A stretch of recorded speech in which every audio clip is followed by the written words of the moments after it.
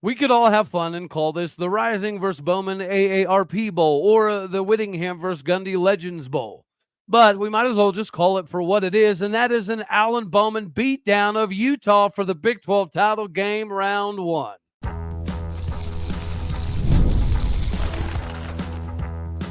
You are Locked On Oklahoma State, your daily podcast on the Oklahoma State Cowboys, part of the Locked On Podcast Network, your team every day.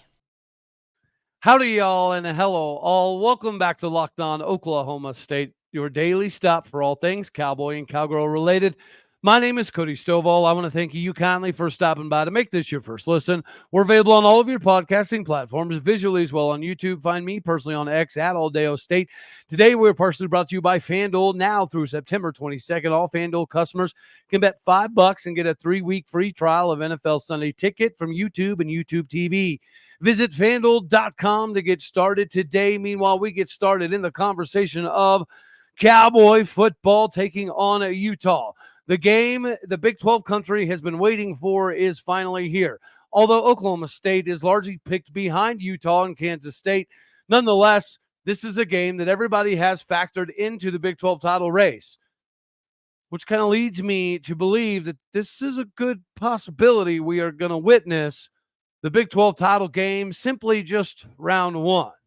And as you look at these two legends in Mike Gundy and Kyle Whittingham, they naturally steal a lot of the accolades because they're two of the legends in the game. Whenever you look at Mike Gundy versus Kyle Whittingham, not much separates them, right? Mike Gundy was hired January 3rd, 2005. Kyle Whittingham was hired December 2004. Mike Gundy is 169 and 79 overall. Kyle Whittingham is 165 and 79 overall. So just a few wins separate them and the same exact number of losses, which makes this game pretty intriguing because this will equal the other coach having the upper hand in the losses department. In bowl games, they're pretty similar as well. Mike Gundy's 12-6 in bowls, while Kyle Whittingham is 11-6 in bowls. Mike Gundy has been doing the daggone thing in the Big 12 in Stillwater, America for 19 years, going on 20. And Kyle Whittingham has been doing the same for 12 years at Utah. He's been at Utah for almost 20 years, but only 12 of those years have been in Power 5 level football. They both had the exact same number of All-Americans since 2005. Whenever you're looking at some of the draft picks, Kyle Whittingham does have a little bit of an edge there over Mike Gundy, so that'll be interesting. Mike Gundy has the edge, however, in the age department, Mike Gundy being 57, Kyle Whittingham being 64. Mike Gundy has 8 10-win seasons to Kyle Whittingham's 7 10-win seasons, and fair is fair. 3 of those 7 10-win seasons for Whittingham were in the Mountain West. Take that for whatever you will. One of these two coaches is kind of in their prime time, while one is kind of in the lackluster age of kind of dying out time.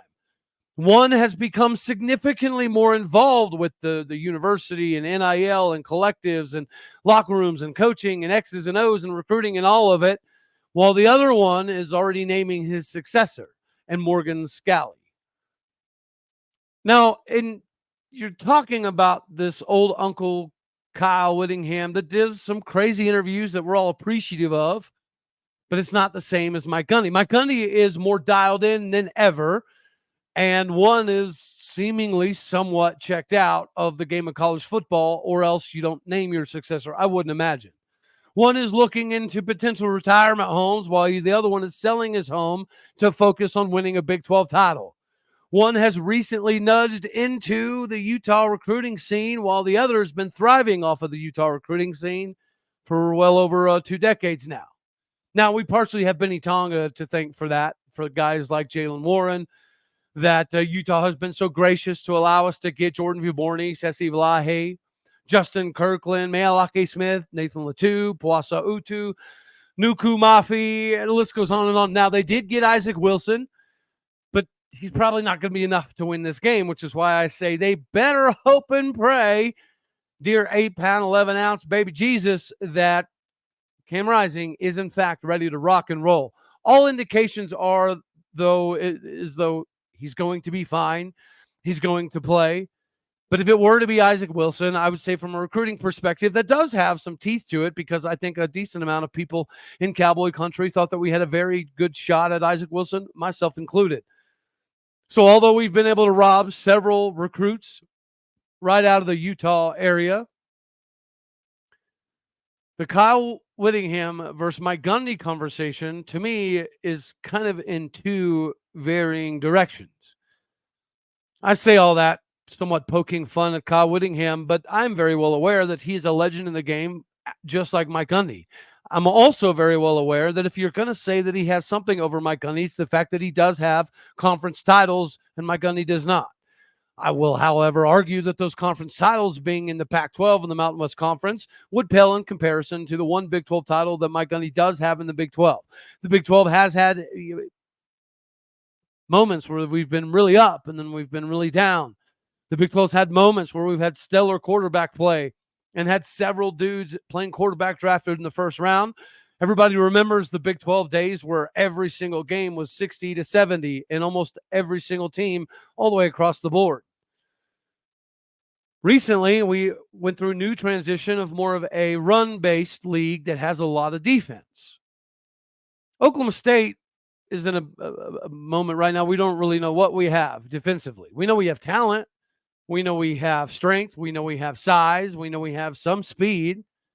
We don't know if it's going to be enough. It was enough to beat Arkansas, but Utah does have not quite as much team speed as Arkansas, obviously, but they're going to be pretty close. So for the Arkansas faithful out there cheering on Oklahoma State, I am going to give you a reason as to why the Cowboys should be able to get this thing done. It goes far beyond just Kyle Whittingham and Mike Gundy, but I will say that I hope that the TV viewership numbers are phenomenal because this is a matchup we may not get a bunch of. Again, I'll give Kyle Whittingham and Utah kind of a hard time there, but at 64 and naming the successor, clearly his years left roaming the Utah sidelines may be kind of numbered. If it's not this year, maybe it's next year. And if that's the case, so be it. Then we can build this Mike Gundy versus Kyle Whittingham hype train once again, because it does invoke a lot of emotions, a lot of feelings for true football fans. Even if you don't care about the Big 12 or you never ever cared about the Pac-12, this is a game that will have a lot of eyeballs on it. I think you could make the argument that this should have been the ESPN College Game Day game, but of course, the SEC has some stuff to push out, and I will admit the Josh Heupel against OU storyline is kind of cool. Even if OU may not be quite as good as Tennessee, we're going to find out. But just like we're going to find out who's better at getting their team prepared for what is likely some semblance of a Big 12 title game. This is going to have a Big 12 title game feel, as it should. This is going to have playoff implications built all into it. So the feelings around campus should reverberate that for all of the Utah fan base. And as much heck as we hope you catch in that 60 minutes of ball, outside of that, you're going to have a wonderful time in Stillwater because we're a very gracious and accommodating group of people. But outside of that, we're going to let the hate flow because for all of the awesome Utah fans out there, there's been an overabundant number of them that have gone out of their way to do nothing but trash the Big 12 and how it sucks to be in this terrible conference and this and that and the other. So if you do catch it from everywhere under the sun, most Utah fans have done this to Utah. It is what it is. The pretentiousness has to stop, though, because they get to get it done on the field. And for, I think, many of us have the understanding this very well could be round one of two. Speaking of round one, of hopefully more rounds to come, this is the best ad of all time. Not that I'm the best at giving ads of all time, but this happens to be probably the most anticipatory ad I have been waiting for. Ladies and gentlemen, have you heard about ROY, or ROU? It stands for Return on You. Now, you have to listen. This is an NIL level type of thing that you need to get involved with. It allows you to get involved with NIL like never before, and contributions that you can make directly to your favorite players. You can now support players directly and use it to help shape rosters, retain talent, and keep your favorite athletes on the roster out of the transfer portal, because we all know that NIL has changed the game for athletes everywhere. And Roy is changing the game for NIL for fans. Here's why Roy is completely different, right? One of them is you get to directly support the players. So Roy allows fans to directly back their favorite college athletes. With Roy, fans can play a key role in shaping the future of their favorite teams, while athletes maximize their NIL, name, image, and likeness. The exclusive content access means that you, with your contributions to successful campaigns, will receive access to exclusive content from the athlete, such as their announcement on decisions, behind the scenes footage, and other personal reflections, all of which are available only to the fans who support that individual athlete. Download Roy for iOS or Android and enter the referral code Locked On, and you'll automatically be entered into a sweepstakes to win $5,000 cash. That is $5,000. Visit joinroy.com for additional details. No purchase necessary. Void where prohibited. Get the Roy app in iOS or Android. Start making an impact on your favorite team. Use a referral code Locked On for an opportunity to win $5,000 in cash. Visit joinroy.com for more details. That is joinroy.com for more details. No purchase necessary. Void where prohibited. Get off of the sidelines and do something you've always wished you could do. Be involved in NIL on whatever level that you can be with Roy. Support the players and change the game by helping the players and being more involved today with Roy.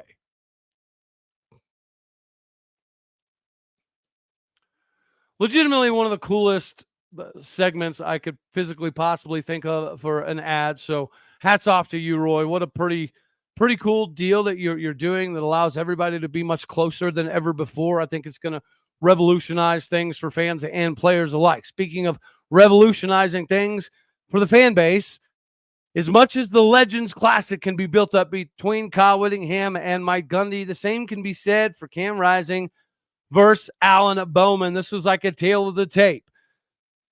Whenever you compare the 25-year-old Cam Rising and the 24-year-old Alan Bowman, you do have to take a little bit of this with an asterisk. So Alan Bowman has 9,756 yards in his collegiate career.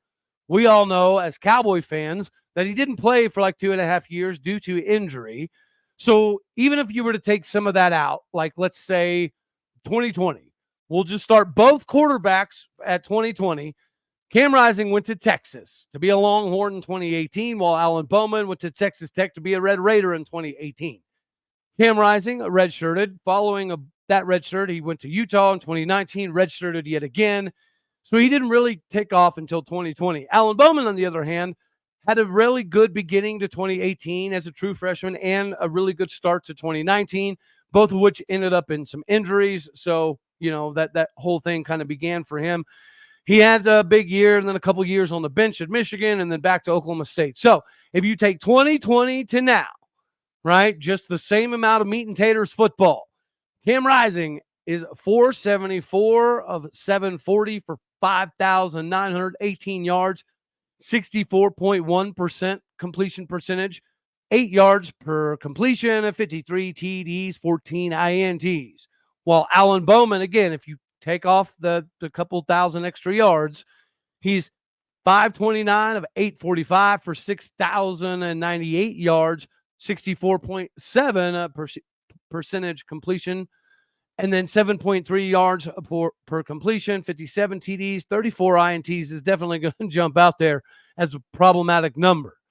So this game should be problematic if you're Alan Bowman and you have any reservations in throwing interceptions, because we're likely going to have to take some chances, right? They're a team that traditionally likes to load the box to shut down the run, even if the other sideline doesn't have an Ollie Gordon level dude to pay attention to. But when you're talking about Cam Rising and Alan Bowman, there's a lot of similarities. Both used to be able to run, all right? Cam still kind of can, but he's also made of glass. Both Alan Bowman and Cam Rising have played, I think, one full season without any type of injuries that caused them to miss games. But both are veteran, experienced leaders inside the locker room. Both have good offensive lines. Both have either good to great running backs. But here's the kicker. Only one of them has any semblance of a true wide receiver room. The best wide receiver in Utah doesn't even go to Utah. The best wide receiver that entered with the four corner schools doesn't go to Utah. So the Big 12 has a long lineage of great wide receivers, but none of them happen to be in Utah, unfortunately. I mean, if you look at just the Big 12 wide receiver core, of course, as we kind of alluded to just then, was Tedero McMillan at Arizona. Then you have Jalen Noel at Iowa State, Travis Hunter. You got Kobe Hudson, UCF, DeJon Stribling, Oklahoma State, Chase Roberts, BYU. Then you got Iowa State going down the list a little bit. You got TCU going down a little. Oh, there's Rashad Owens, Oklahoma State. Brennan Presley, Oklahoma State. Another Colorado dude. Keep going down, TCU. Former Cowboy, John Paul Richardson, TCU. There's Utah. Dijon Stanley. Their top wide receiver has 155 yards. That's a problem. As is their secondary. That's a problem. Now, I'm not going to sit here and throw a bunch of shade at Utah State because they are a serviceable ball club. And we all know that they've had some really good players in the past. So we're not going to throw a lot of shade at Utah State and give them a lot of grief for that game. Nor are we going to point to the fact that you have a quarterback that said his finger hurts, which led to the true freshman Isaac Wilson having to come in. And in the second half, he did admirably. Mike Gundy had mentioned that he thinks they might prepare more for Isaac Wilson as opposed to Cam Rising. We're hearing that Cam Rising is likely going to play. Of course, that could all just be posturing on purpose to kind of, create some level of havoc. That's a possibility. But I think realistically, we can all assume that they are being genuine and Cam Rising is likely going to play. I guess there was an opportunity that he maybe could have played last week, which does make some sense. It's a finger on his throwing hand, which absolutely is problematic if you're a quarterback. But if he can go, there's no way he misses this game. And we're all hoping and praying in Cowboy country that he absolutely can go, because the last thing that any of us want to hear is that Oklahoma State only won because of Cam Rising's injury, right? That's what you hear from Utah fans when it pertains to this previous season in 2023. The only reason they were losing is because they lost Cam Rising. So if Cam's in, they feel like they can win. And I'm saying, for even the limitations that we all know Alan Bowman does in fact have, could Cam Rising be maybe a little overinflated here? Has anybody paid attention to the fact that in the first two games that he did get to play, that he looked kind of late, like the timing wasn't exactly right, like he was, dare I say, rusty? If he has, in fact, been rusty, and it's not on his wide receivers, maybe they do have really good wide receivers, and the fact that he is late on some of his timing and missing some routes, maybe that's on him and not on the wide receivers. Maybe I'm being too rude with the wide receiver core. But as it sits now, either he's a little late on his timing, which means he's a little bit rusty, and now you're having him come back in the biggest game of the season, maybe being rusty. Sure, Oklahoma State has some limitations in the back end, but a rusty Cam Rising, being able to exploit them for the entirety of the game, I don't know if I buy it. I don't know if I buy that Cam Rising is the best option of the two, because we do traditionally have a difficult time with rushing quarterbacks. And again, I know Cam Rising can run, but I know that he has a lot of injuries when he does run. So I would imagine that there would be an emphasis on, hey, dude, if you do play, don't run. All joking aside, we are 100% hoping and praying that it is Cam Rising, not just to take away from Utah and Big 12 country later on in the season, but we want this test. We needed the test that we got out of Arkansas. This is a test that we need to know where we sit with the rest of the Big 12 schedule looming large and the K-State game coming up right after this. You got to protect your home turf before you head off to Manhattan. Before the season started, I picked one of these two to be a loss. I picked it to be K-State. which means I got us winning this game. But Alan Bowman might be the reason why. And that might be the most surprising thing of this entire episode. Alan Bowman should be one of the biggest reasons why the Cowboys can win this game. If his matchup is him versus Cam Rising, call me a orange Kool-Aid homer, but I'm actually picking Alan Bowman. And this is coming from a guy who doesn't always believe that Alan Bowman is the best quarterback on the roster. I don't. But I do more than Cam Rising. Cam Rising might have more talent overall than Alan Bowman, but Alan Bowman's not shaking off rust. Alan Bowman's not coming off of an injury, especially an injury to your throwing hand. And Alan Bowman is not coming off of a situation where he doesn't have wide receivers that can bail him out. Alan Bowman does have limitations, of course, but he also knows he can throw it up. More often than not, his receivers are going to win. I don't think the same can be said in Utah. The Utah Utes wide receiver core is light years behind Oklahoma State.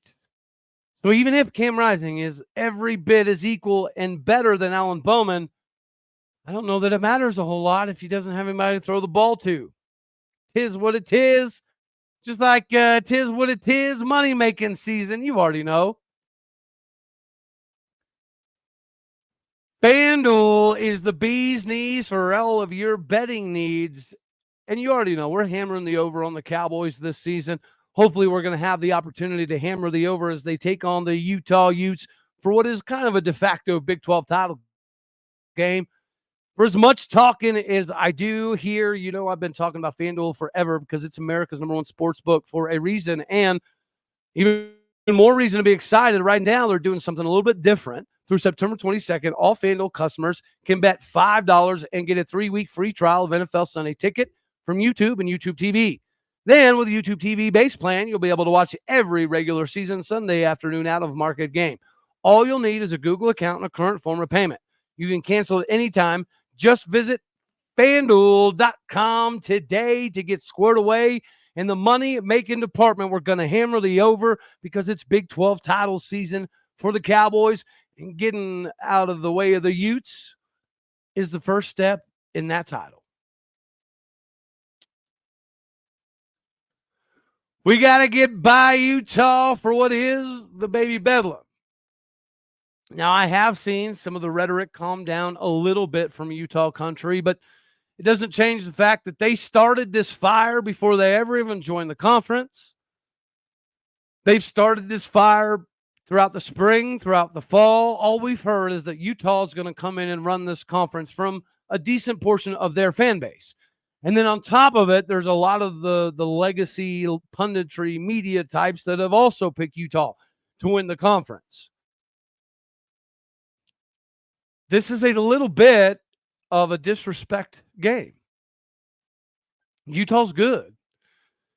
Utah did so good in the Pac-12 that they're undoubtedly a major get for the Big 12. But everybody pretending that they're just going to walk in and run this conference is absolutely laughable. But they will leave laughing if we allow this thing to get out of control. If we allow Utah to win this game, it'll be that little brother down in Norman style satisfaction that they get all over again. Now, they haven't had that feeling in quite some time. We don't want to give that feeling to Utah. Texas Tech should be the natural rival, but I don't know. I don't know that Texas Tech is going to move the barometer from a talent perspective to draw enough eyeballs to create enough friction to make this a rivalry between us and Texas Tech. But us in Utah, it's kind of becoming somewhat natural because there is this idea that they're going to come in and run stuff. And then we are kind of the gatekeepers of the old guard original Big 8, Big 12 with Kansas State. So it's either got to be Oklahoma State or Kansas State that prevents Utah from carrying this we're going to walk in day one and run stuff tiki torch that they love so much. I know that playing there is probably very difficult. But they're going to underestimate Boone Pickens Stadium, and they have yet to be tested. If we want to talk about the fact that Cam Rising is coming off an injury and was kind of rusty in the first 2 games, now he's coming off of another injury and might still be rusty off of that first 2 games, that's a conversation that needs to be had. But they haven't been tested in general. They haven't played a team with a significant pulse. I'm sorry, Baylor, but your last place in the Big 12, or pretty close to it, for a lot of reasons, not just because of the fan base. And I do know that playing another team from Utah, kind of like us playing another team from Oklahoma, does add a little bit of fire. But they're not the same as Tulsa. And Utah State is a good ball club, but they're not even in the same hemisphere as South Dakota State. So for all of the talk, maybe you're seeing some of it die down a little bit because maybe some Utah fans are realizing Cam Rising was a little rusty and Cam Rising is a little injured, and Isaac Wilson looked pretty good, but not phenomenal. Maybe we should tone it down a bit because maybe we don't win this game. Because maybe we've talked a lot, but we haven't been tested yet, and Cam Rising hasn't been tested in 2 years. Oklahoma State does have deficiencies in the back end that you should be able to exploit to some degree. But is it to enough of a degree that equals a W for you? If you're a Utah fan, I don't think so. This should be the Alan Bowman Show on full display in Stillwater, Oklahoma, for the fan base and the national punditry that expects them to win the Big 12 year one, that they're good, but they're just not quite there yet. All right, y'all. That's all we're going to have for this one right here. As always, you know I love you. God bless. Go Pokes. Thank you for tuning in to make this your first listen here on Locked On Oklahoma State. You could be anywhere. So happy you choose to be here. Like it if you like the daggone thing. Dislike it if you don't. That's okay, too. More importantly, share, comment, and subscribe. My podcasting people out there, the bricks, the butter, the bread, the fondue. Hit the stars. Do what you do. Later, my taters.